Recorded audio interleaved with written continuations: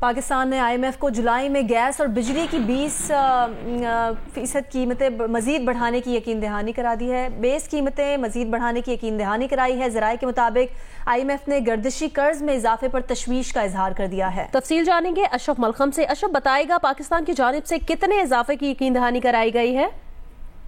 جی آج کے جو مذاکرات ہیں اس لحاظ سے اہم ہے کہ آج وزارت خزانہ سے دوبارہ مذاکرات ہیں جو اس وقت جاری ہے. ہماری اطلاع کے مطابق وزیر انکم سپورٹ پروگرام کے تحت جو اس کے بھی مذاکرات جاری ہیں. اگلے سال میں اس کے لیے کیا الوکیشن ہوگی, کس طرح ڈسٹریبیوشن ہوگی.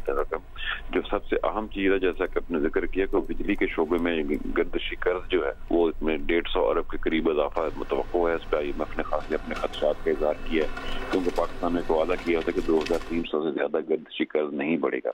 اس کے لیے جو IMF کو بتایا گیا وزارت توانائی کی طرف سے کہ اگلے سال جولائی میں ری بیسنگ کی جائے گی ٹیرف کی, گیس اور بجلی کی, جس کے ٹیرف کا مطلب یہ ہوتا ہے کہ دونوں کی قیمتوں میں اضافہ ہوگا. اس وقت ابھی حتمی طور پر تو نہیں کہا جا سکتا کہ کتنا اضافہ ہوگا, لیکن اضافہ ضرور ہوگا جو کم از کم 5 روپے فی یونٹ کے حساب سے ہوگا جب ری بیسنگ ہوگی جولائی میں اگلے سال مالی سال کے شروع میں پہلے ہی مہینے میں. جی ٹھیک ہے. تو پاکستان IMF کو جولائی میں گیس اور بجلی کی بیس قیمت مزید بڑھانے کی یقین دہانی کرا دی. بہت شکریہ اشرف تفصیل دینے کے لیے. دبئی میں غیر ملکیوں کی جائیدادوں کا ڈیٹا لیک ہو گیا. تقریباً 400 ارب ڈالرز کی جائیدادوں کا انکشاف ہوا ہے. پراپرٹی لیکس میں دنیا کی کئی سیاسی شخصیات, حکومتی اہلکاروں اور ریٹائرڈ سرکاری افسران کے نام شامل ہیں. اس فہرست میں پاکستانیوں کی 11 ارب ڈالرز کی جائیدادیں بھی شامل ہیں. پراپرٹی لیکس میں صدر آصف علی زرداری کے 3 بچوں کے نام شامل ہیں. نواز شریف کے بیٹے حسین نواز, فرحت شہزادی اور فرح گوگی, PTI رہنما شیر افضل مروت, سابق صدر پرویز مشرف اور سابق وزیر اعظم شوکت عزیز کا نام بھی فہرست میں شامل ہے. وزیر داخلہ محسن نقوی کی اہلیہ صوبائی وزیر شرجیل انعام میمن اور ان کے فیملی ممبرز, سینیٹر فیصل واؤڈا کا نام بھی جائیداد کے مالکوں کے نام میں شامل ہے. 1 درجن سے زیادہ ریٹائرڈ سرکاری افسران, 1 پولیس چیف, 1 سفیر اور 1 سائنسدان کا نام بھی پراپرٹی لیکس میں شامل ہے.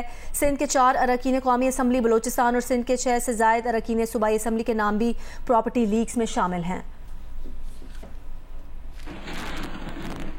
پراپرٹی لیکس میں سابق صدر عارف علوی کی بہو کا نام بھی شامل ہے. عواب علوی اپنی اہلیہ کے نام جائیداد کے بارے میں کہتے ہیں کہ یہ وراثت میں ملی ہے جو ڈکلیئرڈ ہے.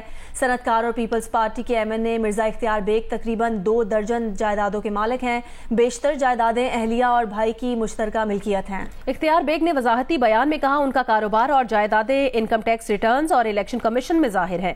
2009 سے 1 بیڈ روم اپارٹمنٹ سربراہ BNP مینگل سردار اختر مینگل کی ملکیت ہے جو 2013 سے کرائے پر دیا گیا ہے. 2020 میں اپنے گوشواروں میں اختر مینگل نے بتایا تھا یہ اپارٹمنٹ انہیں تحفے میں ملا. سابق وزیر اعلیٰ بلوچستان سردار ثناء اللہ زہری اور ان کی فیملی ممبر 1 سے زائد اپارٹمنٹس کے مالک ہیں. 2 اپارٹمنٹ برج خلیفہ کے علاقے میں ہیں.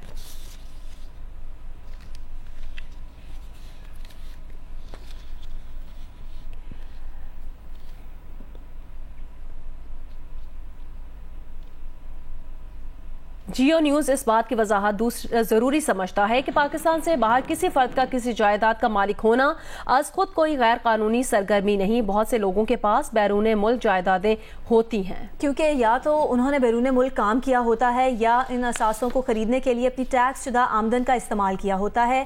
یہ ان کے متعلقہ ممالک میں ٹیکس حکام کے لیے ہے کہ وہ معاملے کی قانونی حیثیت کا فیصلہ کریں.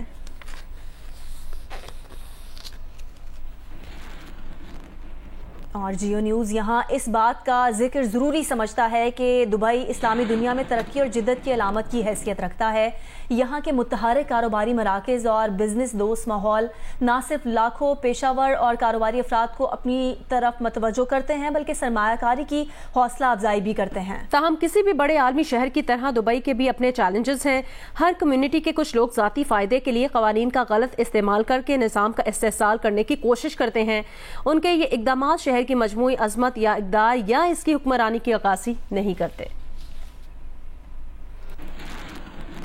مصطفیٰ کمال اس وقت قومی اسمبلی میں اظہار خیال کر رہے ہیں.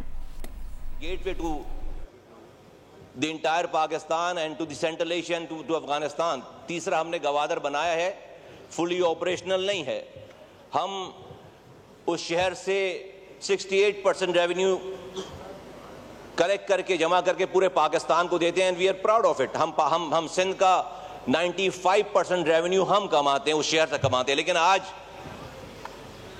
میں اس لیے بھی بہت زیادہ اس والی بات کو کرنا چاہتا ہوں کہ پریزیڈنٹ پاکستان جناب آصف علی زرداری صاحب ہم نے ان کو پازیٹیو پایا ہے, ریسیپٹیو پایا ہے اور چیزوں کو صحیح کرنے والا پایا ہے. میں آج اپنی تھوڑی سی گزارشات اس حوالے سے اس لیے کر رہا ہوں کہ شاید ان کی نالج میں نہ ہو, شاید ان کے لوگ ان کو یہ نہ بتاتے ہوں. تو کراچی کہ آج حالات یہ ہیں کہ دنیا چاند پر جا رہی ہے اور ہمارے ہاں معصوم بچے کھلے ہوئے گٹر میں گر کر مر رہے ہیں. ایک ہی اسکرین پر ایک خبر ہے کہ انڈیا چاند پر چلا گیا اور اس کے 2 سیکنڈ کے بعد خبر ہے کہ کراچی میں کسی گٹر کا ڈھکن نہ ہونے کی وجہ سے بچہ گر گیا, مر گیا. اور یہ ہر تیسرے دن کی خبر ہے 15 سالوں سے. اور یہ میں سر اعتراض کے طور پر, پوائنٹ اسکورنگ کے طور پر نہیں کہہ رہا ہوں, یہ میں گزارشات کر رہا ہوں. یہ میں صدر پاکستان سے گزارش کر رہا ہوں, یہ میں پارٹی کے چیئرمین سے گزارش کر رہا ہوں. چونکہ انہوں نے اسپیچ کی ہے, وہ سنتے ہیں, میں ان کے گوش گزار لانا چاہتا ہوں. 15 سالوں سے سر کراچی جیسے شہر کو ایک قطرہ نیا پانی نہیں دیا گیا, ایک قطرہ. اور جو پانی ان لائنوں میں آتا تھا اس پانی کو بھی پانی مافیا, ٹینکر مافیا چوری کر کے وہی پانی کراچی والوں کو بیچتے ہیں. آج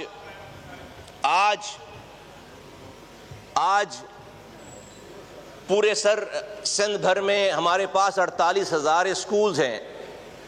ان اسکولز میں 11,000 اسکولز ابھی رپورٹ پیش ہوئی ہے ہائی کورٹ میں کہ وہ گوسٹ اسکول ہیں. ہمارے ہاں 70 لاکھ بچے سندھ میں وہ ہیں جو کہ اسکول ہی نہیں جا رہے.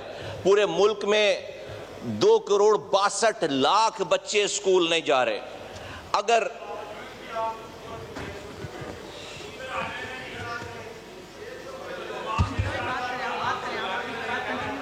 آپ جاری رکھیں, میں کر لوں گا آپ سے بات, اس پہ بھی آتا ہوں, اس پہ بھی آتا ہوں.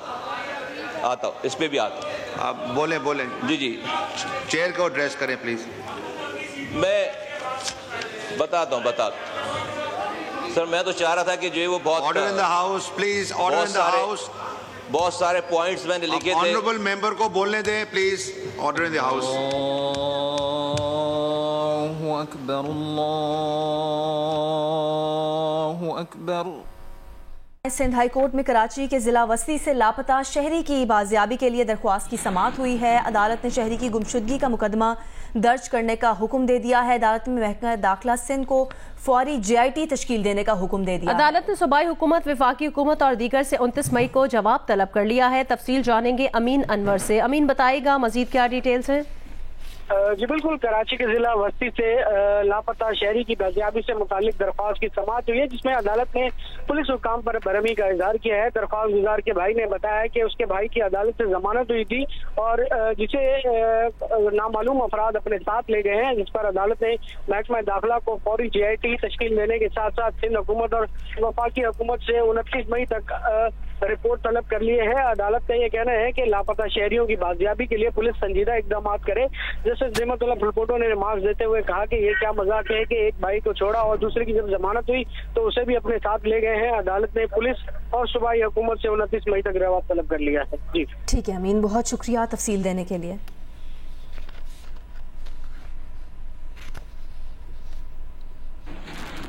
آپ کو اپڈیٹ کریں کہ گورنر سندھ کامران خان ٹسوری سے موریشیس کے سفیر نے گورنر ہاؤس سندھ میں ملاقات کی ہے. ملاقات میں 2 طرفہ تجارتی اور ثقافتی تعلقات, سرمایہ کاری سمیت دیگر اہم امور پر تبادلہ خیال کیا گیا. گورنر سندھ نے کہا کہ سرمایہ کاری کے لیے SIFC بھرپور معاون اور مددگار ثابت ہوگا.